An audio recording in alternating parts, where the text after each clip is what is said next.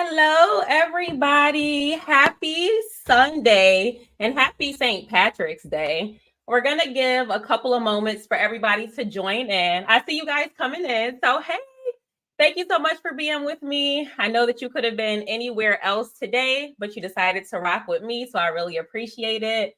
Let's see who we have in the chat before we get started.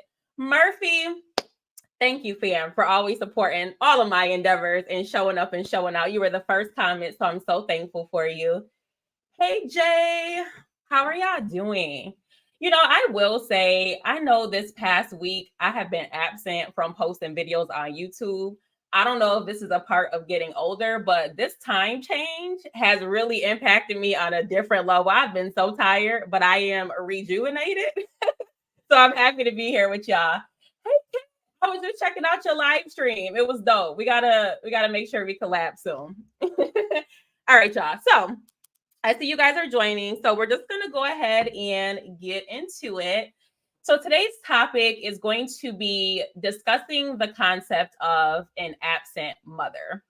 And I really wanted to talk about this just because when I am absent from YouTube, I'm always reflecting, always thinking about areas that I need to heal, how I can grow. And I realized that mother wounds or maternal wounds are something that still impact me today, and I'm constantly working through them. And we've talked about mommy issues on my channel. I know a lot of you guys resonated with that. So that's why I really wanted to bring it to a live stream so we can have a transparent conversation. So today I am going to have an amazing guest. Her name is Aisha, and I'll let her tell you a little bit more about her when she joins. But I wanted to bring Aisha in because we met through mutual friends, and I've always admired how transparent she is. Okay. So Aisha is unique because she can speak from the perspective of being a daughter, just like I can. But Aisha is also a mother, and she has a relationship with one of her children that I think kind of ties into this dynamic that we're discussing. And so I really just wanted to have both perspectives to this conversation so that it's not one sided. Okay. If you guys resonate with anything that we're talking about, feel free to leave a comment. As always, I do have a couple of questions prepared, but we do go based off of your vibes, right? Your feedback. So if there's anything that I see in the chat that resonates with me that I think we should expand on, I'll pin it. If y'all want to leave a super chat, drop some money in the Cash App to show some love, that's always appreciated as well. Okay. Cool. All right. So without further ado, we're going to bring Miss Aisha to the stage. Hi. Hey, How are you? I'm doing good. I can't even front. Good. So I tried to give you a little bit of flowers before you joined, but I do want you to tell them all about everything that you do because you do a lot. So tell them about, according to Aisha, your brand, where they can find you, all that good stuff. Okay, according to Aisha, that's my brand. I am a content creator on TikTok for comedic relief in all things relationship, healthcare, hair care. I'm also a corporate recruiter by day, and I have a few emerging businesses. So you can find me on LinkedIn at Aisha Del Rosario. You can find me on TikTok at Aisha, according to Aisha 74. And you can find me on Instagram at according.to.aisha. So my whole being is I'm an advocate of mental and emotional wellness. And I love to bring a place of, I guess, safety to my community through my content. And Tanisha and I have worked together on several projects. So I'm delighted to be here. Thank you so much for inviting me. I love the topic. There was no way I could resist. Yes, and I felt you would be perfect for it. So I'll make sure I link all of your socials so they know where to find you. So if you're catching the replay, you'll be able to find all of that information. So I first wanted to talk about this idea of absent mothers versus absent fathers. And I think this is important because just having any absent parent, it does have a lot of impacts on your emotional well-being, your mental well-being, your ability to form connections with people, your ability to trust people. But I feel like in society, we tend to focus on absent fathers, right? Dad's not there, dad's not doing what he's supposed to do, dad's inconsistent, whatever the case may be. When it comes to mom not quite living up to her role or what we would expect her role to be, we tend to give women more grace, or we maybe don't talk about it as much. So, what are your thoughts on that? Why do you think that happens? Well, one, I think it's a taboo, right? Because being a mother is the most thankless job there is. So it's like there's this honor. That's why we have Mother's Day, and it's a big deal, right? So to even think of saying anything negative about the mother is like, oh my God, how dare you? You know, so I think that's where that comes from as well. You know, just honoring your mother. You just don't want to even believe that your Shiro could do anything wrong, because we come with a book. We come ready. There's no perfections. I'm being funny. There's no flaws. You know, we're the Shiros. So how could we do anything wrong? Oh my goodness. You know. Yeah. Meanwhile, we can do a lot of I feel like we could do more damage than the father, because they don't have to be here. We're obligated. We don't get to go somewhere else. You know what I'm saying? Okay. So I actually want to piggyback off of that, because I mean, I believe that both parents are important, right? And I know that we put a lot of emphasis on the importance of mothers, but I think that sometimes we minimize the importance of a father. And I think, and I can only speak on what we're seeing in our community, right? Melanated communities. I think that because it has become kind of normalized for men to not be present in the home, I do think that we kind of feel like we owe a sense of loyalty to moms because they're the ones who stuck around, right? How can I criticize my parent who stood by me? The other one left, but this one stayed by me. So I can't really criticize anything that you say or do, right? And I think that's challenging for a lot of people, because sometimes your mom might not be what you needed her to be, but you have conflicting feelings because you also believe that you're not supposed to speak out against her. And I think that's what a lot of people who have maternal issues kind of struggle with. I feel like that is something that I've definitely struggled with, especially if, you know, your mom stepped up to the plate when your dad didn't. So, yeah, wanted to flip it over to you, right? Give a little preface there. Can you tell me a little bit about your mother? How would you describe your mother based on your experiences with her growing up? You know, I would say that my mom is one of, like, really kind, really patient, and she was one of those moms who was always willing to give all, or give something that she didn't have, right? If she didn't have it, she was still giving it. So my example immediately in that relationship, or watching her, is to be this people pleaser. Not because she wanted to, because I think she just had to. So I had to watch that. You know what I mean? So that in doing so, she probably overcompensated a lot in front of me, with other people, with me, you know, and believe it or not, that can damage your perception of where your boundaries should be. It'll damage your perception on what love looks like. It'll damage your perception on what confidence looks like. And it wasn't done on purpose, you know, but that's what I witnessed, because she was always trying to be the best, even if it meant taking away from her. Does that make sense? So can you, I guess, just go into more detail about what did your relationship with your mother look like growing up? And then what does it look like now, just so that we can better understand? Yeah. I feel like growing up with my mom, so there was two phases to it, right? There was the married mom to my dad, and then there was the not married mom.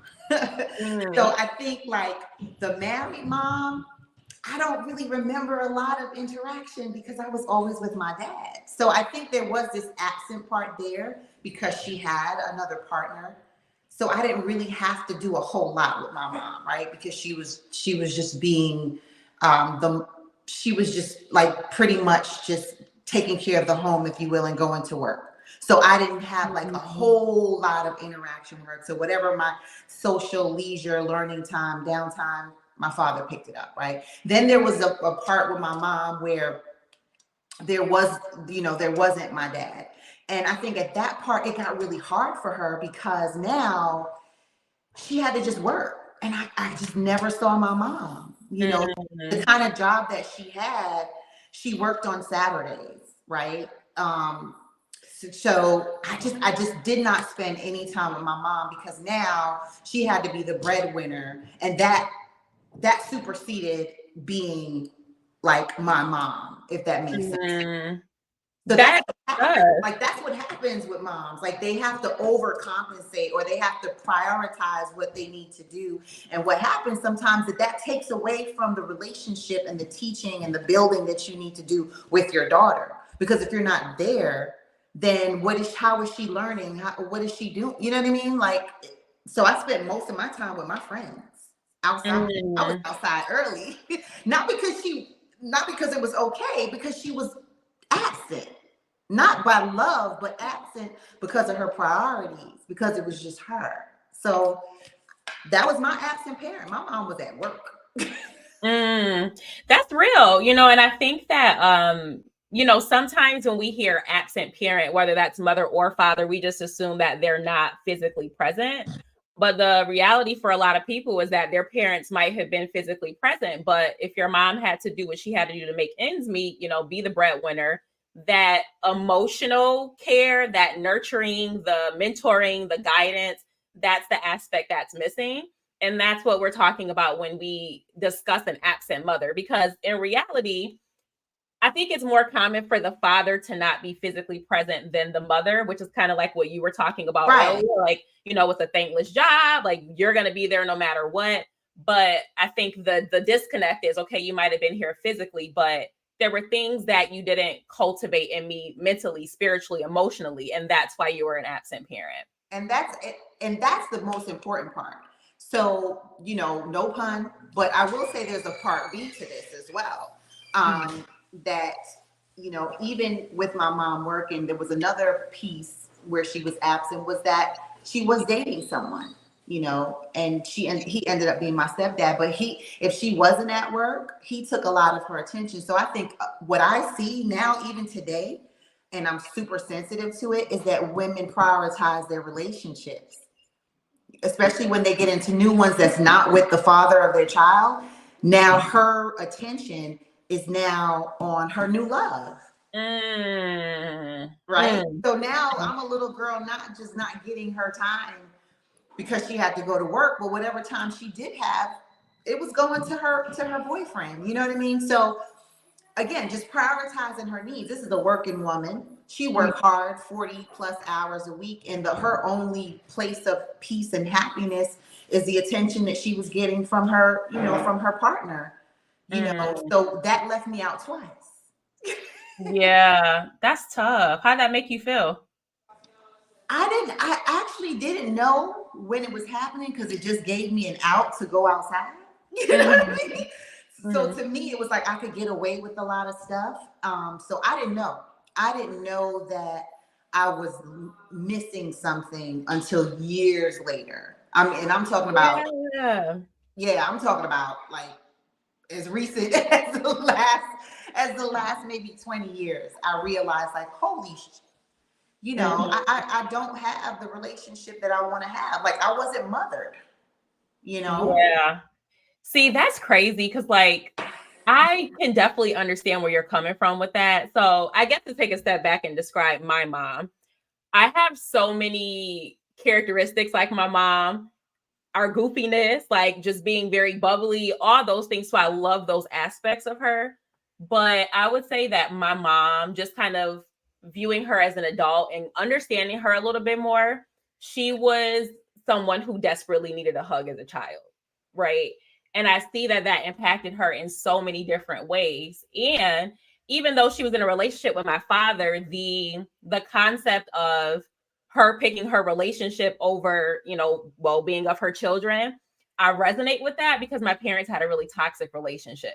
And so, how some people are like, oh my God, I know what, my parents is split up. I'm like, can y'all wrap this up? Like, I really wanted for that because I could see that the two of them together were not healthy, but her need to get affection from someone, which is often in the form of a romantic relationship, it's superseded the well-being or the Yeah. environment that she was putting her children in, right? And it was tough for me because growing up, like I said, she was the more stable parent in comparison to my father. And so I was all gung-ho for my mom growing up, like, mom, yes, dad, I don't know how I feel about you, until I started transitioning into womanhood myself. And I realized that there were a lot of things that I was kind of struggling with. And it made me feel a sense of resentment because it's like, dang, I feel like I'm really struggling with navigating relationships, what it means to be a woman, just like dealing with emotional stuff. And these are things that ideally I would have loved to get guidance from my mom on growing up. Even things like self-love, like saying affirmations, Yeah, you like are confidence, smart, yeah. things like that were just missing. And like you said, I feel like I see it now as an adult. But when I was actually in that environment growing up with her, I didn't witness it quite as much. I didn't see it either. Yeah, and to be honest with you, so here's the flip. Like, I didn't realize how absent my mom was until I saw how absent I was. Oh, like, who wants to see that, right? Like, I can't do any wrong. Like, how did I'm a mom. I know how to do this. So I think, to your point, there were all of these pieces that were missing from my my personal and emotional development that I had to learn as a full-grown adult and already a mother, right? And that's when I began to see my mom from a different perspective, like you mentioned. Like, then I realized, okay, my mom was the oldest of like 8 siblings. Like, I'm serious. It was 9 of them, and she was the second oldest. So it was kind of like I started to understand, to your point, like, romantic relationships is what kept her comfortable. And being responsible for someone is something that she tried to shy away from because she had to be responsible her entire life for a bunch of siblings. Like, I started to see things in a different way. So it wasn't, something that she was doing to me. It was just her way of, I guess, what's the word I want to use? Her defense mechanism or her protection mechanism, right? Through romantic relationships, and then kind of shying away from those responsibilities because it was heavy. She couldn't do something that she didn't know how to do. Yeah. You know what I mean? Like, how do you do something that no one showed you how to do? And then it just trickled down to me. Then I became a young mom. I didn't know how to do it because I wasn't shown. I got better with the second and the third one, but it was the first one. And that first child of mine really put things in perspective for me. That's when I realized that, I'm broken. Like, this is a serious situation. Okay. So I feel like that was the perfect segue because I don't know. So I have 2 questions. I think you kind of answered it. So the next one was how your relationship with your mother has impacted you, but furthermore, how has your mother shaped your viewpoint of motherhood? So can you tell us a little bit more? I know you touched on, you felt like the first time you felt like you were broken, you got it right with your later children. So what did that dynamic look like with your first child? Uh-oh. So I felt like I was always, honestly, because my mom was so nice. Like, I'm the total opposite when it comes to patience and forgiveness. Like, I think I struggle with wanting to have those qualities, but never having them, right? Because she had those good qualities and I wanted to have them. But because I was so resentful, like you mentioned, because I was so resentful and I was so protective, it impacted me because I was always at war with myself because I felt like I should be like my mother, but I didn't see the benefit of being my mother. Does that make sense? Like, the qualities that she had to me were ideal, but I didn't see how it worked. I didn't see any evidence of it being a good situation. So I was constantly battling that. So how it impacted me is I went into my motherhood with my first daughter. Like, first of all, I was a child. That's first of all. How old were you? 16. Okay. So, oh yeah. So I came in losing. Okay. I came in losing. And then I was so aggressive because I was so angry. I was so angry with having the responsibility of something that I knew nothing about. And I couldn't even look up to someone to show me who to be because the person that I was supposed to look up to let me down. So it was a constant battle. So the impact, to answer your question, was you got to get therapy. You are not going to win this by yourself because there's too much to unpack here. Because I'm my own person, but I'm my own person that I had to learn on my own because I didn't even know how to be me. No one taught me how to be me. I was just trying to mirror something that I didn't even like. How about that? Yeah. You see what I'm saying? And then have another person under me, which is my first daughter. Like, how can I be a person for her to look up to if I don't even know who I am? And I don't even respect the person that was raising me. Like, it was such a horrible chain of emotions that therapy was the only way for me to make sure that this stopped. Like, it had to stop at some point. So I think the impact was like a crash, like a boom, like it just hit me. It hit me and my daughter's relationship for many, many years. Like I think like around from 15 to like 21, 22. And then after that, it kept going in and out and in and out. So now I think the three of us are like finding this healthy place to be in each other's lives and to be three generations of women. But it takes so much work because there's still a lot of damage there that we still haven't even uncovered. You know what I mean? It'll take something to trigger it and be like, oh, snaps. For example, I'll use, for example, the whole relationship thing. For me, how it's impacted me is I won't even give somebody a chance to date because I'm so afraid of bringing someone around my kids because I don't want them to take my attention away. That's how deep it goes for me. That's a trauma response. It's a trauma response. Yeah. I'm sure I could have been in a relationship a long time ago, but I'm so afraid. Like, I'm like, no, he's not right. Like, I'll find everything wrong with that person. Yeah. You know, it's crazy because I was like, when I'm thinking about my own answer to this question, how my mom has shaped my view of motherhood, I feel like sometimes we try so hard to escape being our parents that one, we might end up being like them in other ways, or two, it gets like a snowball effect, right? A downward spiral where, like you said, you could be in a happy relationship, but you're trying so hard to avoid the same dynamic happening that you're kind of hindering your own happiness that you could have with someone, right? And so with my mom, it's actually, I will say, in terms of your situation, I think it's beautiful that you guys are able to actively work through those things. Like you said, it's a work in progress. There's still conversations that need to be had, but there's the opportunity for those conversations to happen.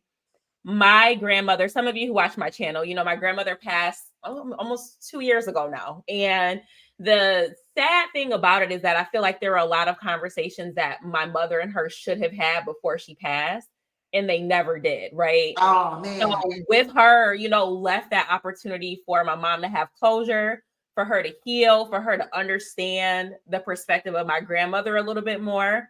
And it was difficult for me because as an adult, I really wanted to understand both my mom and my grandmother. So I would have separate conversations with them. And so I got it. Like, I understood where my mom was coming from. But then I would talk to my grandma and I'm like, I understand. I don't agree with everything, but I understand why you reacted that way. But I think when you don't have those conversations, those difficult conversations to really try to understand, because the reality is that your parents are people, right? And a lot of them, when they give birth to us, they are still figuring life out, right? I think about the age that I am right now. My mom had several kids at that age. You know what I'm saying? I'm like, I'm still figuring out myself as a person, trying to figure out myself and take care of other people. That's a lot. And so you tend to give grace when you try to understand where people are coming from. But unfortunately, I feel like my mom, she didn't have the chance to do that. So what she did do is she was in this cycle of trying so hard to escape elements of my grandma that she missed other elements of being a mom. And so to clarify that, so my grandma was definitely not the I love you, hug, touchy-feely emotions, like that type of person. She had some little glimpses of that, right? But that wasn't who she was as a person.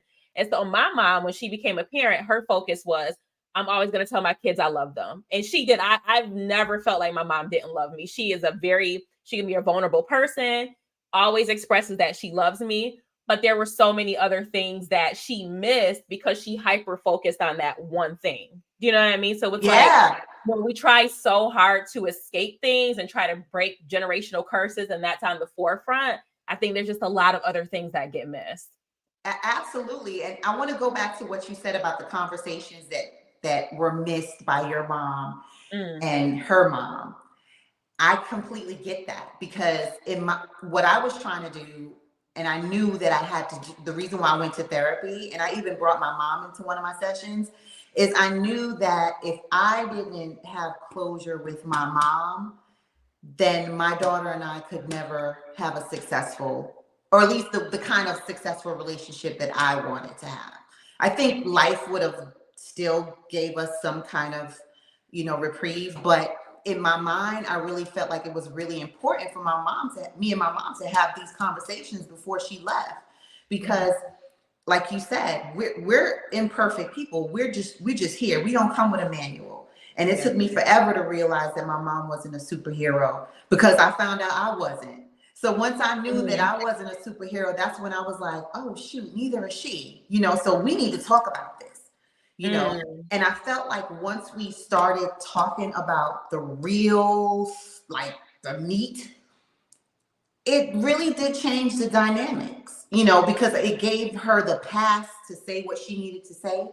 It gave me the pass to say what I needed to say. Now, granted, we haven't gotten to the point where all three of us was in the room, but it did open that dialogue. And I feel like it kind of lifted this veil of, okay, we're gonna fix this, or we're gonna get as close as we can to fixing this. Because here's the other thing: when our moms get older, they're set in their ways. There's not a whole lot you can do with grandma, because grandma is now reverting to being a child. So that's like the joke now. It's like, oh my gosh, now I'm my mother's mother, right? So so there's all those different dynamics to your aging mother, and then trying to get her to understand what you're feeling, and there's decades apart. Yeah. Right? I'm in the middle of 2 decades, and that's another hard part. My mom's a baby boomer, I'm a Gen Xer, and my daughter's a mill. So could you imagine the culture difference, and I put this part in there that my mom is not even from this country. So that was another gap. That was a huge gap, because where's she from? She's from Panama. She's from Central America. Okay. Right to Costa Rica. So already we came in the gate with 1 foot behind us, simply because I'm firstborn American. So the way she sees things is completely different to this little American kid, So it's a lot to be said about having those hard conversations with the matriarch, if you will, making sure that each person is having those important, those hard conversations, because the reality is we're going to procreate. And so my daughter is already on her first daughter, and and that's what's going to happen. So if we don't have those conversations, we're setting ourselves up. Yeah. That's how I feel about it. I mean, I think conversations and just being as honest as you need to be, it might not feel good, because it's painful to hear stuff. Oh, yeah. It's like, it's like a dagger, like, oh my God. Yeah. But something's going to hurt, though. Even if I don't say something, even if you don't say something to your mom, something's going to trigger it later on. There's going to be a situation that's going to come up that's going to force you to say it. So why not be proactive about it? Yeah. I really feel like a lot of that has to deal with self-preservation. I think you have to have a level of self-awareness. And so I was going to kind of ask you about that. So when you were having this conversation with your mom, was she already kind of doing that reflection within herself, where she was more open to the discussion? Like, okay, I can see where you're coming from in that regard, because I've reflected on this and I realized I could have been better. Or was it more of a, this is the first time I'm aware this is even happening type of conversation? No, I honestly believe she was reflecting. Okay. So the good thing, it's a double-edged sword, is that I'm not a tongue biter. You know, my tongue is treacherous. So she's heard things before. I was mature enough to put it in a safe space. So I think I forced her, or life forced her, to think about it. So by the time I had went to therapy, and by the time I learned how to say things in a way for her to receive it, she had already started to do her own self-discovery. Okay. So it came with a little bit of, okay, I think I'm ready to talk about it. Okay. Okay. You know, That's beautiful. And I think that is where my challenge is. I find that my mom is very resistant to therapy. And I know that she would benefit from it, but she's very resistant because she knows it will uncover emotions that she doesn't want to uncover. Right. And so it's really hard to try to give grace to someone who is not trying to work on themselves, right? So you guys, I mean, you can even chip in the comments, like if you have what y'all talking about? feedback in terms of, you know, conversations that you've had with your parents or guardians, conversations that you wanted to have, how to navigate that, that would be helpful. But that's the thing. And it's like, I feel just with the way, like I told you, I feel like my mom is for lack of better terms, I see my mom as someone who I've always had to protect, right? And so I know that when I'm communicating certain things to her, I adjust the way that I say it because I don't want her to get defensive or I don't want her feelings to get hurt. And so I'm always mindful of that. But in the same vein, it's like by me not expressing how I really feel, I'm hurting myself, right? Mm-hmm. And I would love, I think that parents, guardians, whoever you are, you have to get to a point where it's like, okay, I'm either going to hear the painful truth about myself, or I'm just going to kind of accept the fact that I'm hurting other people because I don't want to take accountability and I don't want to be self-aware, right? And I think that's what a lot of people struggle with, is trying to get their parents to have that sense of accountability. Like, I would give you grace if the accountability was there, but that seems to be the disconnect. Oh, I think you might be. We got you. Okay, you were freezing a little bit, but I think you're back. Yeah, it froze. I don't know why I did that. Yeah. Okay. I was trying to get some light here. I was like, you couldn't see me.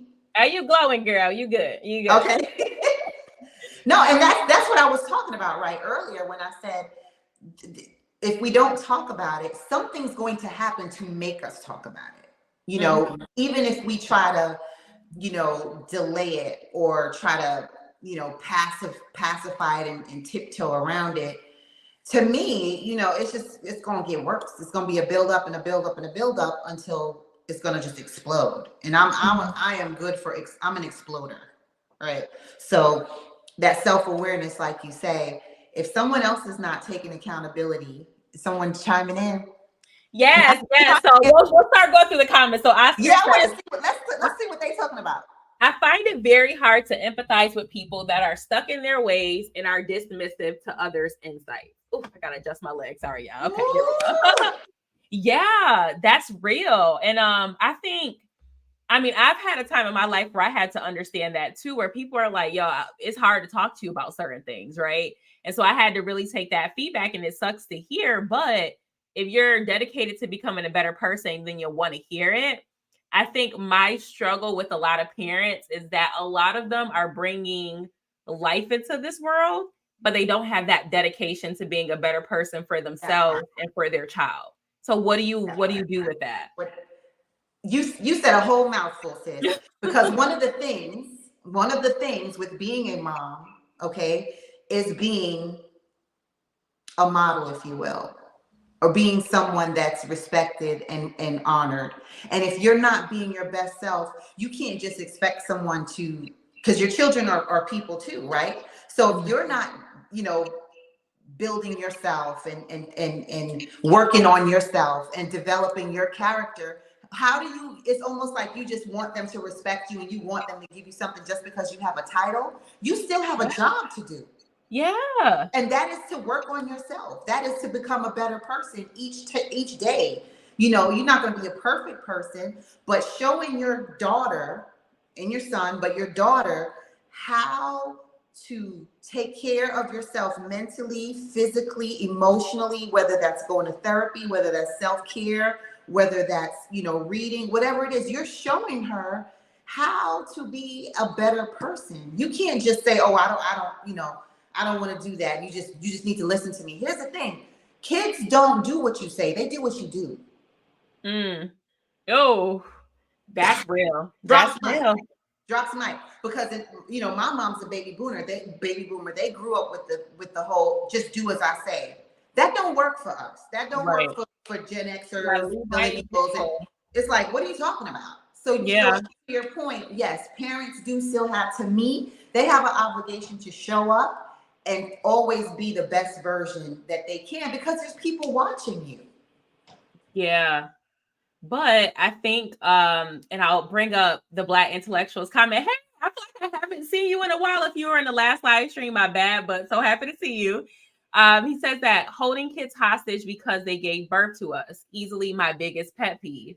And I've talked about this a couple times, where I think that a lot of parents just have this viewpoint that, I gave life to you. I brought you in this world. I could take you out, right? I brought you here. And so you owe me, like you have this forever debt that you're paying off to me just because I brought you here. When at the end of the day, this was a conscious decision that you made as a parent, right? So instead of it being like a situation where I owe you, like I'm always owing you because I should forever be grateful for being here, even though I didn't ask to be here. Where's the middle ground? Where's the meeting me halfway? I chose to bring you here, so you're my responsibility and I want the best for you. I don't know. I feel like in a lot of situations, I'm not seeing that mentality shift. I can't. You know what? You're so right, because I remember shifting from being that parent where I'm your parent. I brought you here. I'll take you out, to being, I brought you here and you're my responsibility to make you the best human you can be until it's time for you to go be somebody's parent. I literally had probably from 16 to like probably to my late 30s, I had that perception of, I'm in charge of you. You do what I say. You owe me. And then there was a shift to, you know what? No, I owe you, as a matter of fact, because I'm saying? I owe you the opportunity. I owe you teaching. I owe you, the opportunity to learn how to be a human, and then hopefully that daughter will then realize, like, oh, okay, this is a blessing to be here. It's a blessing to have her here. And this is what she's showing me. This is how I'm learning how to be a woman. This is how I'm learning how to be someone's wife. This is how I'm learning how to be someone's sister. This is how I'm learning how to be someone's friend. But as long as you're constantly throwing down their throat, pushing down their throat that, you brought them there, then they don't have any accountability. Yeah. Yeah. It's, so Kathy, I don't know if you agree with this or not. Kathy says that's how Hispanic or Caribbean parents are. Do you feel like that's my cousin? Okay. She knows, because it is. We got some toxic shit going on in our family. Yeah. Like we definitely, like, she knows, like our parents and their parents' they really believe that with their chests, okay, that you're supposed to do this, and they don't give you no explanations. Like growing up in Hispanic, like we didn't get to ask questions. It was kind of like, you don't ask adults questions. So how am I supposed to understand why you want me to do something? We were never allowed to ask why. So think about it like this. You want me to be something. You want me to do something. You want me to perform a certain way, but you don't want to tell me why or how this benefits you or me. It's toxic. It's toxic. Yeah. I mean, I think the biggest thing is, it might be a slight tangent, but I feel like when you start getting to the point of trying to get your children to understand why things are the way they are, or just like actually seeing them as a person, like I might be older than you, but you're still a person, right? You're going to form your own identity. And so trying to respect who you are and also create a safe space for those exchanges to happen. That's kind of what gentle parenting is, or at least that's how I interpret it. But when you hear people talk about gentle parenting on TikTok and stuff, a lot of people are criticized for that, as if it's not a way of raising their kids. Like you're letting your children run all over you. And I'm like, but is it though? Like what's there's not a correct way, but I guess if you had to lean to one side or the other, which way do you think is more beneficial? Now at this wonderful age of 50, I would say I would go with 80% gentle and 20% I'm put you in the headlock. But honestly, I really feel like there is no right or wrong way. I think that parents should really base that on their child's personality, and honestly, if the parent is doing what they should do optimally, you don't have to bully your child to do something, because unless they have like a personality disorder, or a behavioral problem. But most of the time when we show up and do what we're supposed to do, the children fall in line. Yeah. Okay. Yeah. That goes back to what I was saying before. We got to show up first. Yeah. And I'll say this, and the reason why I'm saying this, I'm being really transparent here. When I was a younger mother and I would flip off at my mouth and I had very poor behavioral habits and I didn't have, any discretion, my daughter mirrored that. She was only being what she saw. You see what I'm saying? And then as I began to develop and change who I was and curtail the different things that I did, I noticed that my second daughter was who I was. So it always starts with us. So I don't know if you have to be a rough parent. I think you need to be a parent. Yeah. You know what I mean? Be a parent first, and then try to figure out what tactics work for your child's personality. But I think trying to figure out how to work with a child instead of trying to work on you is backwards. Yeah. You shouldn't have children when you're not ready, because again, if you don't know how to do something, all they're going to do is mirror you. Yeah. And might not even realize that they're doing it. So I think that kind of goes back to what you were saying, where it's like, we observe behaviors in our parents and we might emulate such, or like I said, we try so hard to be the opposite. So like for you, it was, all right, I see my mother prioritize men, so I'm very iffy about that. For me, I felt like my mom didn't have any boundaries in relationships. And that was something that I'm like, don't like this. So when I grew up, I'm seeing this and I'm like, I'm going to actively not be this person. And so in a lot of my past experiences, I would be very quick to cut a situation off. If you were to interview my exes, that would be feedback, like quick to cut it off. I'm not tolerating BS. Like I'm not doing it, just because that was such a rigid boundary for me. Like, I feel like, okay, you doing this, you trying to play me. All right, cool. The tolerance level was extremely, extremely low. So it's just so funny to see how in some ways we are like our parents, and in other ways, again, we try to be the complete opposite, but it's just not a healthy dynamic. It's like you're always trying to find this, like we said earlier, we're always trying to find this comfort place. Mm-hmm. This place that doesn't feel uncomfortable, but we can still be our own person and say what we're not standing for. And then try to bring some of those qualities. Like my mom was real patient, real forgiving. So I do that, and then it bites me in my ass, because I'll let somebody get away with something a million times. And I'm like, oh my gosh, once I'm in though, once I'm like, like, dang, I didn't want this part. Like, but do you know? So again, I'm going to link the video for y'all. Y'all know I'm a psychology nerd. So I broke down like all the psychology aspects of mommy issues. A lack of boundaries is one of them. And I feel like I struggle with that. Like at one point, I feel like I didn't have enough boundaries. And then I'm like, okay, again, extreme boundaries. So it's like finding the middle ground is something that has always been challenging for me. Same here. I'm working on boundaries. I'm learning how to say no. You got to practice with little things, right? Like, does this feel right? No. Yeah, and if I feel like it's not right, my feelings are valid. Instead of trying to explain to myself, no, don't feel that way. No, you feel that way. Let's talk about why that's the case. That could be a boundary for you. It is a boundary. So again, like and what's weird too is when you start to find those boundaries, how people aren't used to it, right?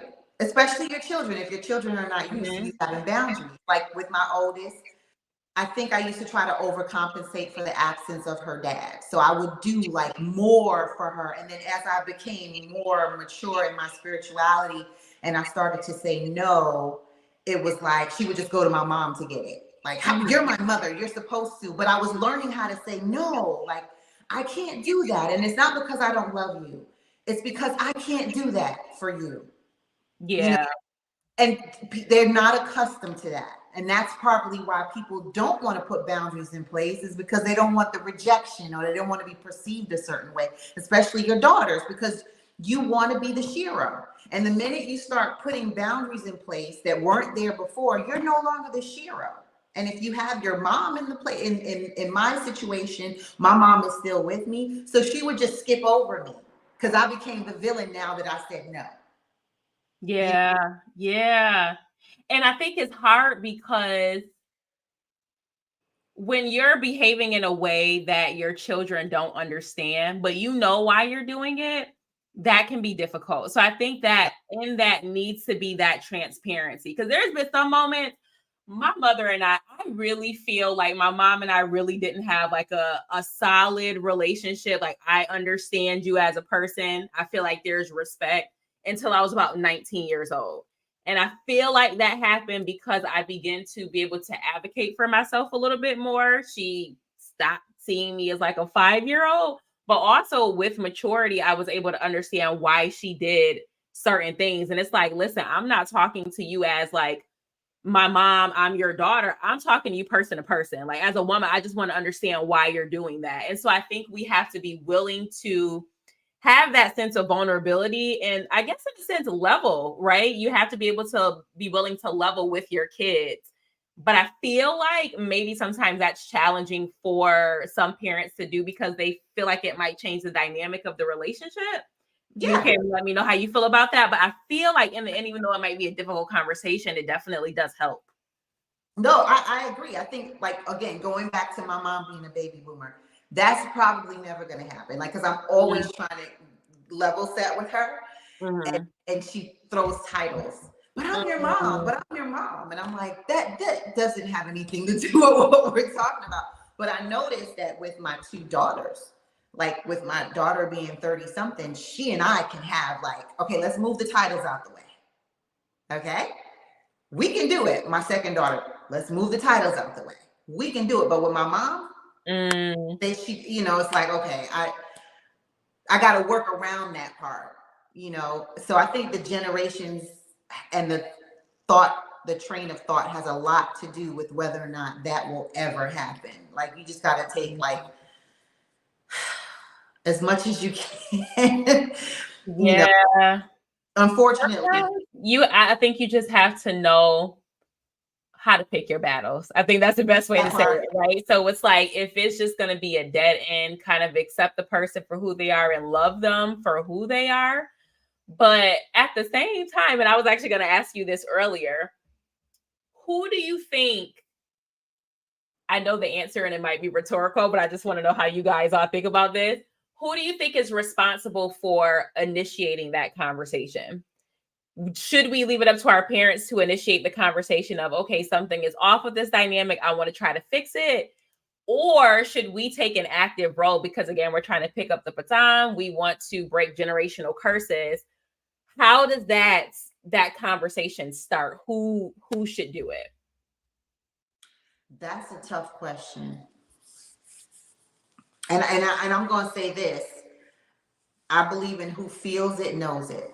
Whoever feels the force of that, whoever feels strongly about it, is the person that needs to initiate that, whomever that might be. Because they might both be feeling it, but there's only one person that's feeling it more than the other. There's only one person that's more courageous. There's only one person that might be more articulate, that might be ready. So I would love to say it should be the parent, right? Yeah. I would love to say, oh, I'm the one that's supposed to initiate it, but suppose I'm not feeling as deep about it. Suppose my daughter's feeling it more than I am because I'm oblivious. I'm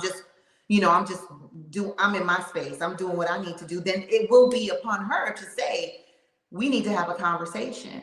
And the same thing with me, if there's something that's just pulling at my heartstring and it's just bothering me, then it would be me. So I don't know that it's a title or it belongs to someone except for the person who feels it knows it. That's real. That's real. And I think sometimes we get so caught up in ego that we don't. I know we talk about mothers, but I had a conversation like this with my dad. My father and one of my brothers, they do not get along. And so one day I'm on the phone with my dad and I'm like, we're talking about the whole dynamic. And I'm like, because he always asks me about him. How's your brother doing? I said, well, you would probably know if you tried to pick up the phone and call him. You got to work out your problems, right? And so he's like, I'm not doing this, I'm not doing that. And I was like, you are the parent, right? So it's like, you got to decide, do you want to be right or do you want to salvage the relationship? But I think our egos get into it so much and that prevents that growth, which I hate. I think is so sad because like I said, talking about my mother and my grandmother, if you keep up that mentality that you feel like someone owes you that sense of closure or the apology, you might be waiting forever and it might not come and you never get that. And what's most important is that you find that place. It doesn't matter who, and we love to know that it's the parent, but sometimes parents go backwards. The older they get, depending on how old they are, they start to regress. Mm-hmm. So that title once again means nothing. If your parent is aging, they've legit become a child again. So circle of life. It's the circle of life. You're what is it? Twice a child, once an adult. Once an adult, twice a child.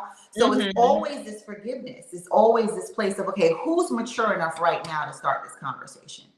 And I'm not trying to throw somebody else in but I will say that I have, I'm close with another family member, and she just very angry with her father. She just would not try to make peace with him. And I would always say, you got to do it. That's your dad. You got to do it. That's your dad. And she just wouldn't do it, because she felt like the parent is supposed to do it. But because I knew that it was hurting her more, I said, it's yours, because he doesn't know. It's your ego getting in the way. It's hurting you. So you need to go fix it. So it's kind of just goes back to whoever is hurting the most is probably the one that needs to start the conversation. Yeah, and it sucks, right? Because I feel like I've had this conversation with my therapist, right? I feel like this is a good comparison. I would be so mad about something that happened. So let's say I got into it with one of my relatives.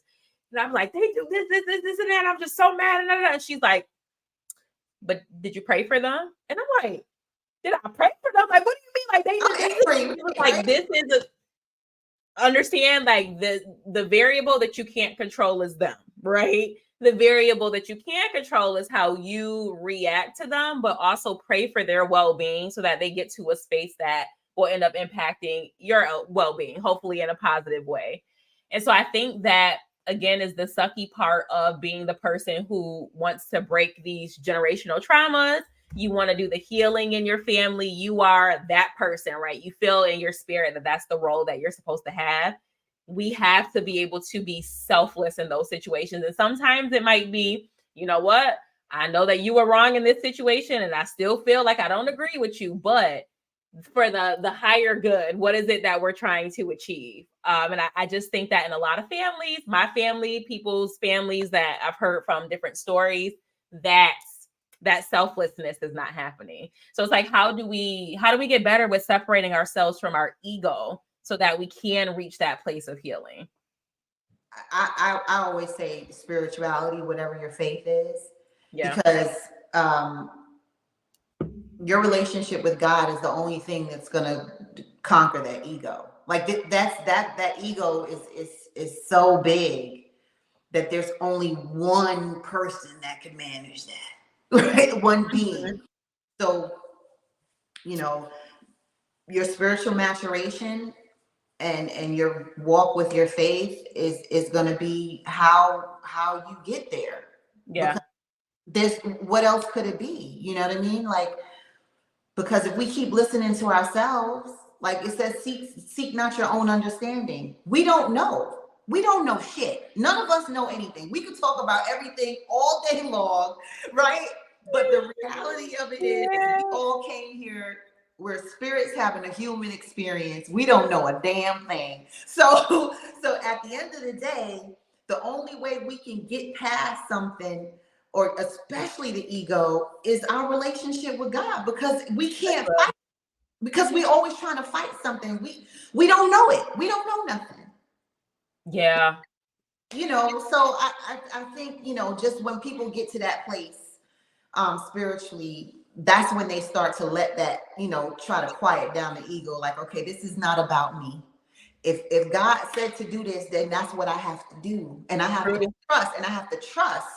If he said to do it, then it's going to be all right. Because he told me to do it. Not my friends, not my, you know, my man, not my, and I'm big on therapy, not even my therapist. If I heard him say it, then I have to know that it's okay. Absolutely. You have to be obedient. Right. You have to be obedient. Know that he's saying it, because if he's telling me to do it now, it's because that person just might be ready. Maybe what they say, when the student is ready, the teacher shows up. Right. So yeah. So it's nothing happens before it's supposed to. No one has that aha moment until they are ready to have that aha moment. And the spiritual walk that has those aha moments popping off. You ever had that experience before, where you're in therapy and you go and you praying and stuff, and all of a sudden everything is like popping? You're like, oh, you start having like, yes. Oh, you know what I mean? So it's like you're waking up, like the veil has been removed. Yes. It's like, oh my God. So, you know, hopefully, you know, people will have that, you know, and you just pray for that. Like this way. Yeah. And be quiet when they don't.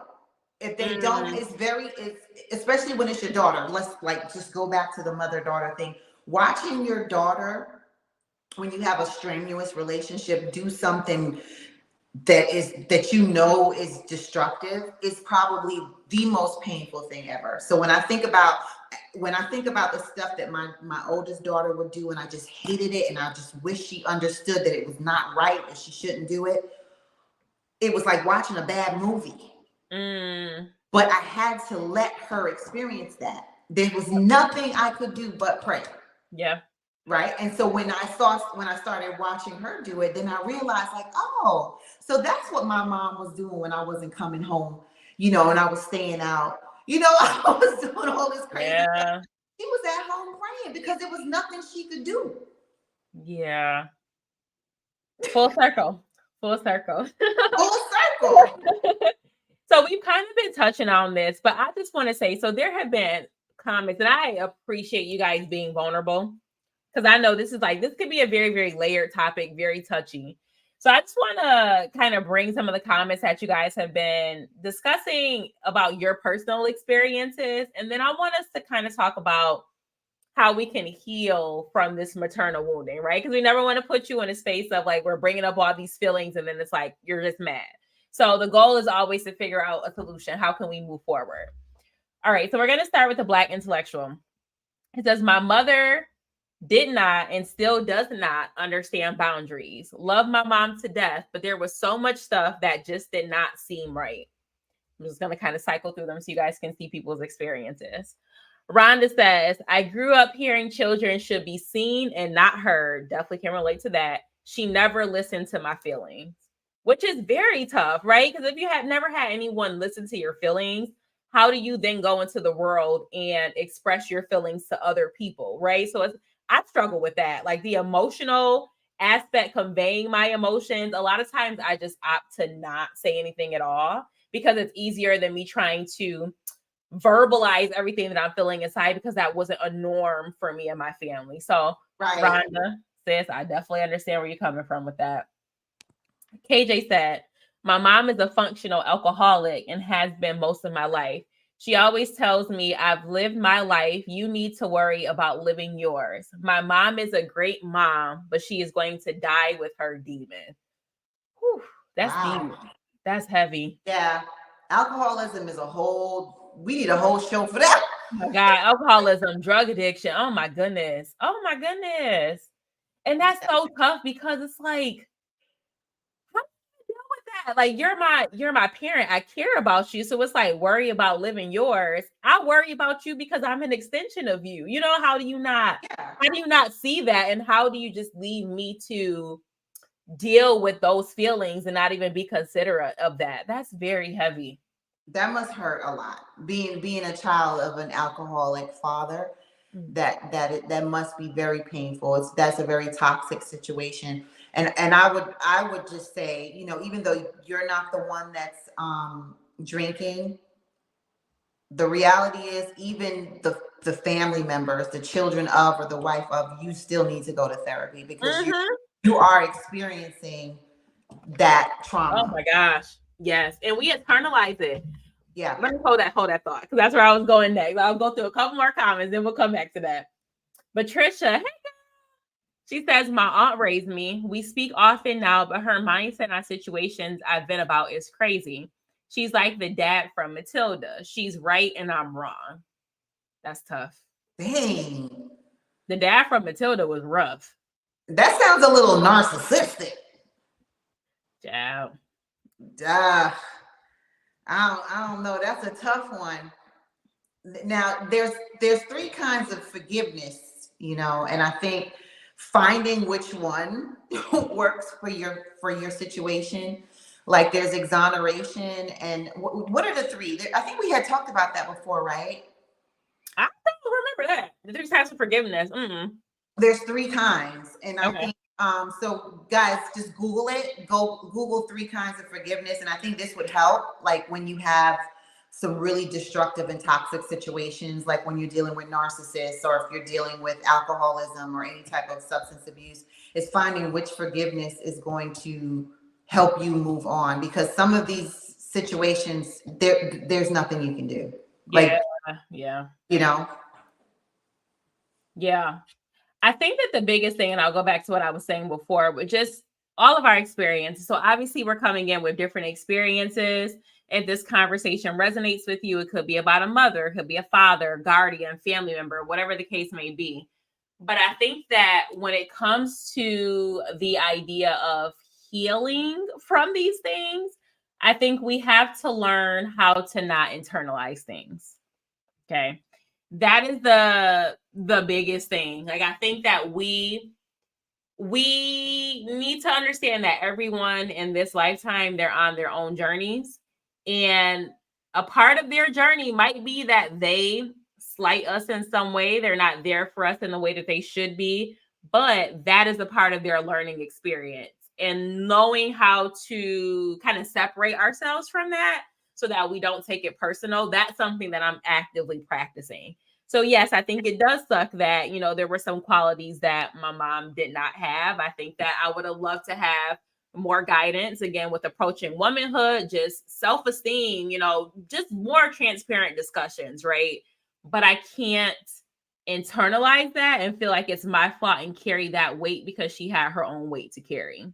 And so I think that's one of the things that I've had to kind of unlearn in therapy, because I am a person, baby. I take a lot of things people do to heart. And I'm like, well, why would you do that? Like, was I not good enough in that situation? Like, why did you not want to be the best person for me? And it's like, people can only meet you as far as they have met themselves. Woo! We understand that concept. Oh my gosh, you will have so much peace in your life because we cannot hold people to standards that they cannot meet themselves. And I think that everyone on this journey, I don't know if y'all know, we're gonna talk about this more. I'm a very spiritual person, and I think that we do not cross paths with people, any person, by accident. I think that everyone is meant to teach us a lesson in this lifetime, and so all you can do is be a lesson to that person. You can be a mirror. You might reflect back the issues that they have within themselves, or you can be a person where they're like, dang, I think this is an amazing person. I want to emulate them. How do I get to that point? Right.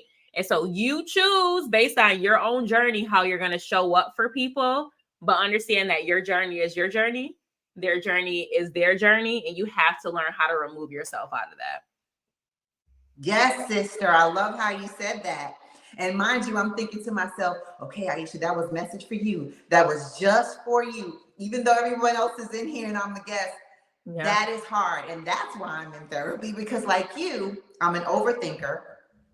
I have tons of childhood trauma and I feel everything. I take everything apart and I pretend, and I really do a good job of acting like I don't.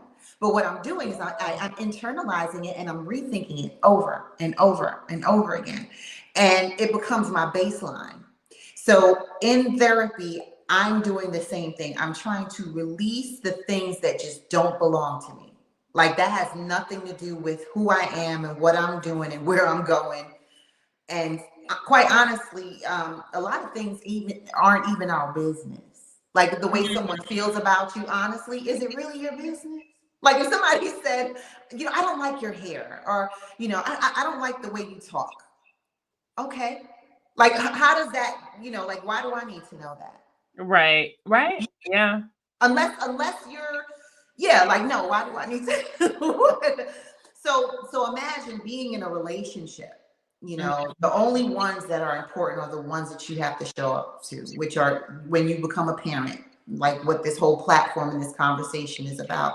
Those are the things that are important. How am I showing up for my daughter as a woman and then as a mother, because we're women first and then we become mothers. And sometimes I want to go all the way back. Sometimes we're not even that wasn't even our God assignment. We were just irresponsible, and here we are trying to do something that we wasn't even assigned to do. Right? Let's keep it 100. So just now you have to learn. Now you have to learn how to be something that you didn't sign up for consciously. That's your life lesson. Because I kind of felt like, at 16 for me, being assigned to be someone's parent, I remember feeling like, what? Like it seemed like, because we're taught to have, we play with baby dolls, and I'm thinking, because my daughter is just so pretty and everybody's just like playing their hair, and I'm like, I'm into the vanity of it. And and not realizing like, oh, this is a real job. Like, yes. It's a real job. And so that was my lesson. So I was in a whole traumatizing life experience from the time I was 16 to now. It is never gonna go away. It's part of that is my life lesson. I was blessed with this tribulation, and I gotta constantly be in therapy at 50 years old, and I had my child at 16, and it's just following. That's just what it journey, sis. Ongoing journey. You're showing up and you're doing the work. That's the main thing. Like, you're doing the work that a lot of people will not do, again, because it's an act of self-preservation.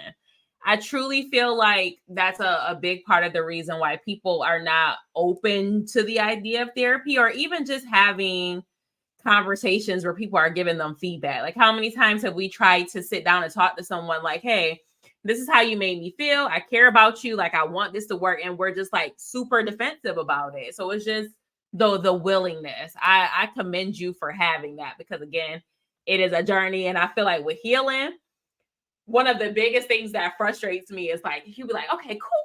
I'm on my healing journey. I'm on a steady pace. I'm going up the hill. And then something happens. You're like, damn, no, I'm back at square one. I got to work on this again. Like, it never ends. But in the end, you're building more self-awareness. And I don't think there's anything more beautiful than being self-aware, understanding that you're going to have your flaws, but embracing who you are as a person. The more that I'm self-aware, I'm still going to mess up, but I can own up to the times that I do mess up, right? Accountability is something that is going to be a little bit more comfortable for me because I know who I am.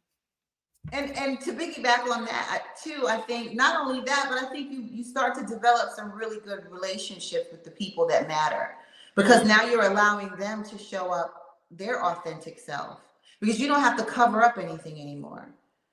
You don't have to make believe. There is no pretense. This is like this is me. I'm a work in progress.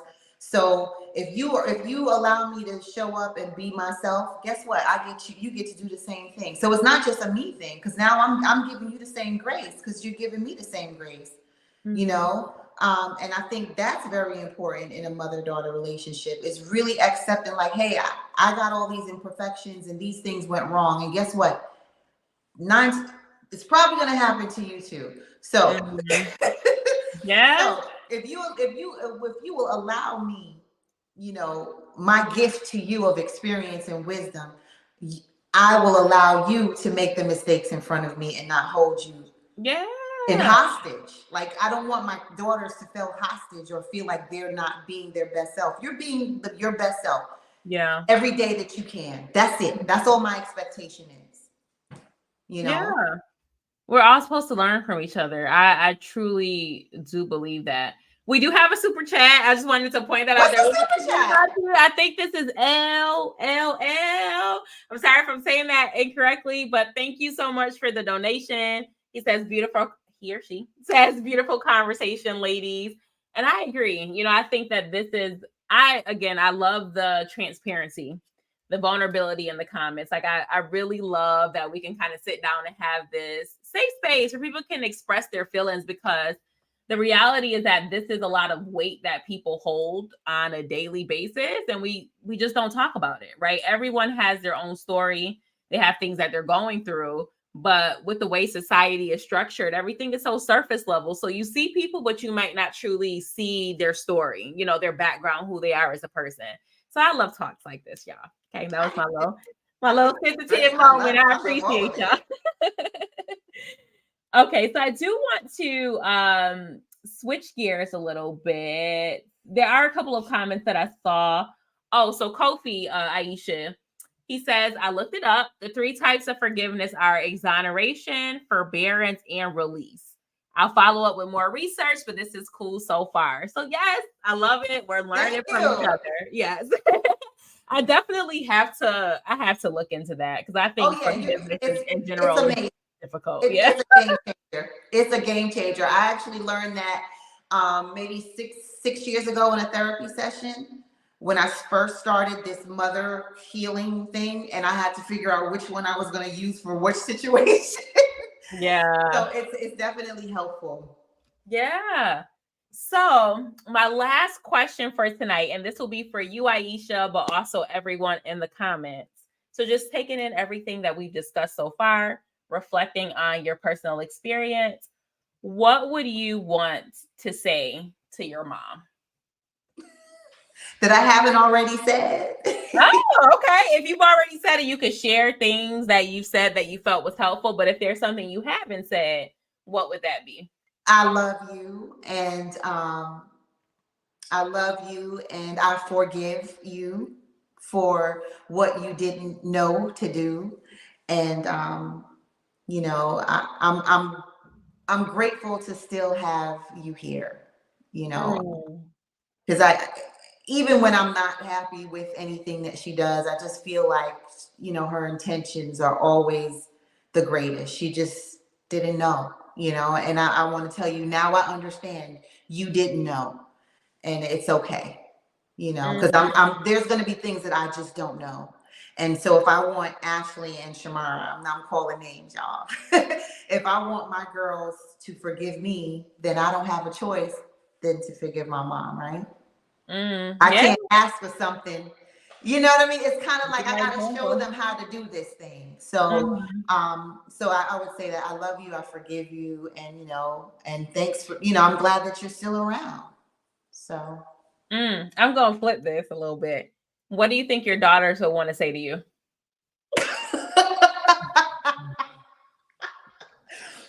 Probably stop being so over dramatic, mom. I know that for sure would come from both of them. Stop being so over dramatic. It's not that bad. Because everything is monumental to me. Everything, you know. Yeah. And stop trying to control everything, mom. Yeah, they both believe I'm just a control, like I just want to control everything. Little do they know that's my superpower. stuff works out for me because I can navigate. I'm a navigator. But I think that's what they would say to me. I have this mom thing where I feel like my kids don't love me enough. I don't know if all mothers feel this way because it's such a thankless, because we just show up, right? We just show up. Yeah. And I'm not a mushy mom either. Recently, now we say I love you every time we leave each other, but for the most part, we're not a mushy group of people. So I always wonder, like, do they really love me, like, as a person? Like, am I like a mom? Like, I don't know what that is. So I think they would probably say, yeah, I love you. Like, you're so crazy. There you go again, Yeah. I'm sitting here. So when I'm asking these questions, I always think about, well, dang, how are you going to answer this if the question is flipped back to you?